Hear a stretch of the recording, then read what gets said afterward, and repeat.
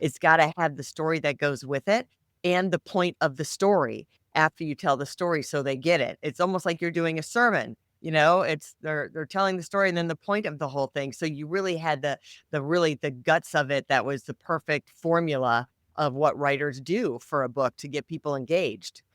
And I was really careful because when I was a public speaker, one of the tricks I used to use is I'd have a story in the beginning and I would tie that story back in at the end. If you read my book, I do the exact same thing. I take that story in the beginning and I talk about every single chapter starts with a story. And then at Mhm. the end of it, I talk about the implications of it and then how how it either, they had to learn something or how it improved it or so whether it was positive or I want to use negative, but a time for them to a lesson learned. So those are the Mhm. kinds of things I worked with them and said, how can we develop these stories and keep the flow going